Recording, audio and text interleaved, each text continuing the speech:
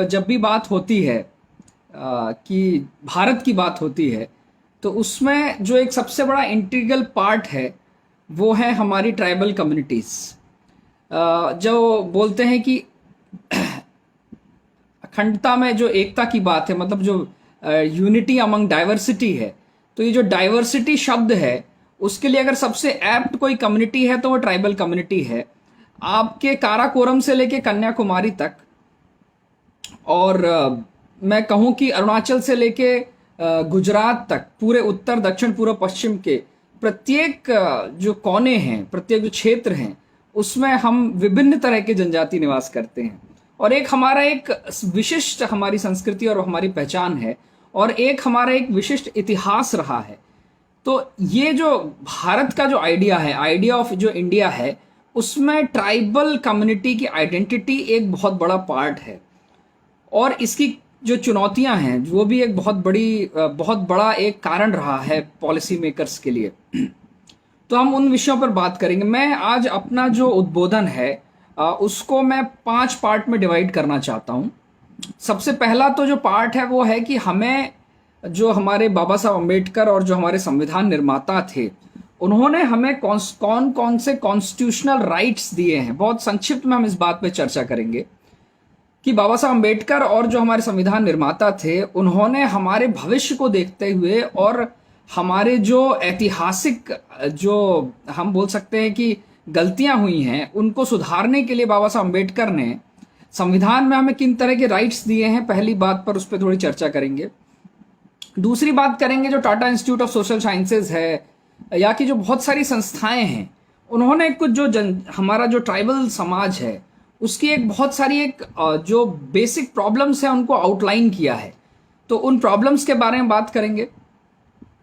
तीसरी बात करेंगे कि रिजर्वेशन जो पॉलिसी है उसका इम्प्लीमेंटेशन कहाँ तक हो पाया है, और आगे किस तरह से उसके इम्प्लीमेंटेशन में प्रॉब्लम आ सकती है, उनकी बात करेंगे।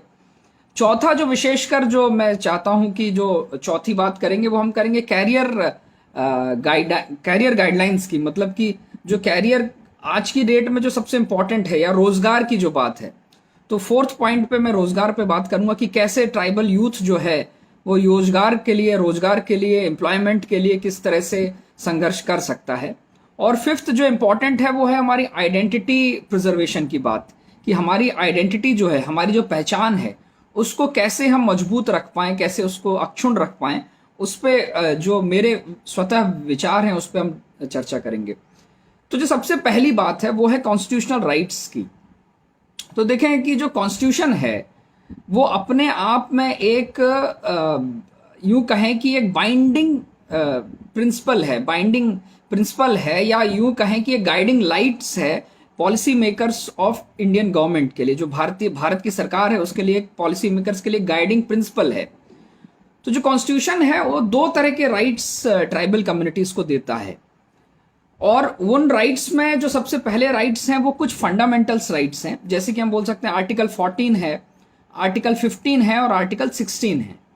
तो ये जो फंडामेंटल राइट्स हैं वो सभी को मिले हुए हैं, लेकिन इन फंडामेंटल्स राइट्स के अंदर विशेषकर ट्राइबल कम्युनिटीज को कुछ और राइट्स दिए गए हैं।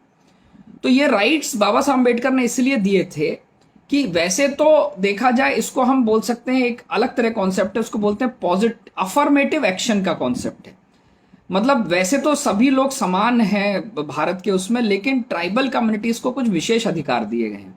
तो जो विशेष अधिकार हैं वो शिक्षा में है और नौकरी में है, इन सबके लिए विशेष अधिकार दिए गए हैं। तो 14 आर्टिकल 14 है, इसके डिटेल में नहीं जाएंगे।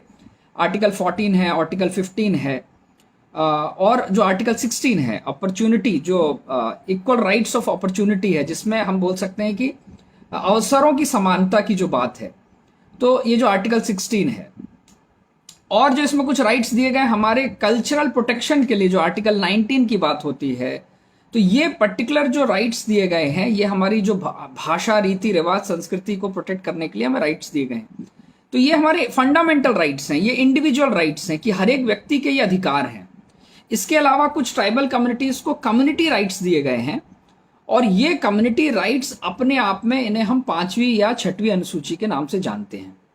और जो विशेष संविधान के विशेषज्ञ हैं वो ये कहते हैं कि 5वीं और 6वीं अनुसूची जो है वो भारत का एक मिनी कॉन्स्टिट्यूशन है। मतलब ये संविधान के अंदर एक संविधान है, वो अपने आप में एक बहुत बड़ा यूं कह सकते हैं कि एक अपने आप में एक विस्तृत दर्शन है।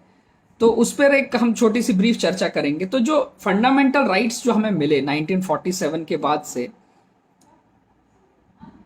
उन फंडामेंटल राइट्स के ऊपर पहले से तो ये था कि एजुकेशन का एक बहुत बड़ा इम्पैक्ट था।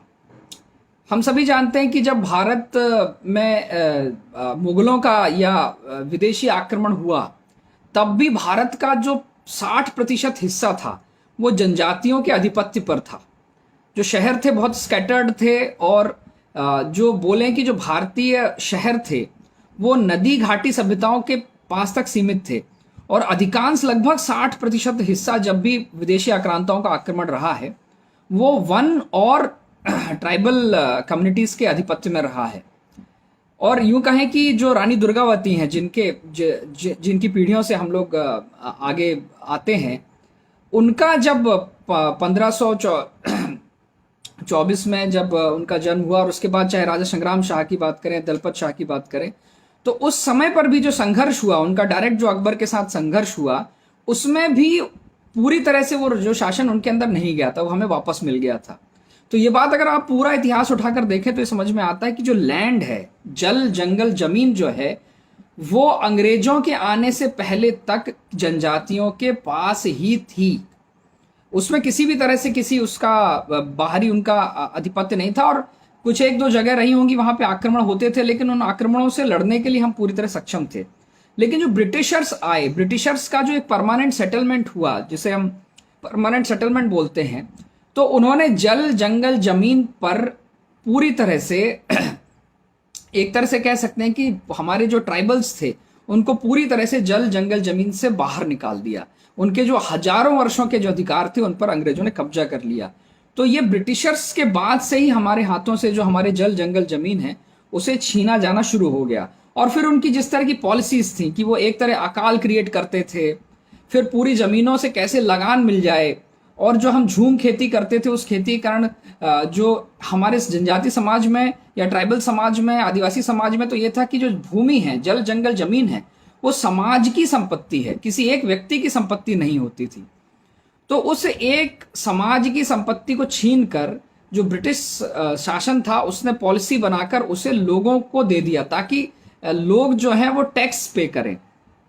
और ट्राइबल कम्युनिटी तो टैक्स, क्योंकि वो अधिपति थे जंगलों के, जल जंगल जमीन के, तो टैक्स क्यों देते। तो उस टैक्स टेररिज्म के लिए उन्होंने क्या किया कि पूरी जमीनों को औने पौने दामों पर पूरी तरह से बाहरी लोगों को बांटना शुरू कर दिया। तो इसी के बाद से हम बोल सकते हैं कि तिलका मांझी का विद्रोह होता है, बाबा बिरसा का विद्रोह होता है, और एक पूरी श्रृंखला रही है। स्वाधीनता संग्राम में अगर अंग्रेजों से सबसे पहले लोहा लेने वाले कोई समुदाय थे तो वो हमारे ट्राइबल कम्युनिटीज ने सबसे पहले उनसे लोहा लिया है, और सबसे पहले आक्रामक होकर उनके साथ युद्ध किया है, बिना सोचे समझे कि जो उन आधुनिक हथियारों के सामने लड़कर उनका क्या हश्र होगा। लेकिन उन्हें ये बिना सोचे हुए अपना जो एक कह सकते हैं कि अपनी जल जंगल जमीन की लड़ाई की। तो ये जो कॉन्स्टिट्यूशन है वो इन ऐतिहासिक गलतियों को से एक तरह से जो हिस्टोरिकल हम बोल सकते हैं कि हमारे साथ इनजस्टिस हुआ है, उसको उससे हमें निजात दिलाने के लिए कॉन्स्टिट्यूशन जो है संविधान में प्रोविजंस किए गए हैं।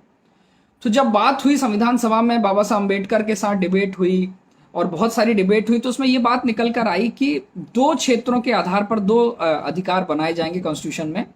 तो गोपीनाथ बारदोलोई जो कि उस वक्त के आसाम के एक बहुत प्रोमिनेंट लीडर थे, उनकी अध्यक्षता में नॉर्थ ईस्ट के जो राज्य हैं, पूर्वोत्तर के जो उत्तर पूर्व के या पूर्वोत्तर के जो राज्य हैं, उनके लिए कानून बनाए जाएंगे। और ठक्कर बाबा की जो कि एक हमारे मध्य भारत के एक बड़े लीडर थे, उनके निर्देश में 5वीं अनुसूची के नियम बनाए जाएंगे। तो जो ठक्कर बापा रिपोर्ट थी उसको शब्दशः उठाकर 5वीं अनुसूची के नियमों में तय कर दिया गया, और जो गोपीनाथ बारदोलोई की रिपोर्ट थी उसे उठाकर 6th शेड्यूल में कर दिया।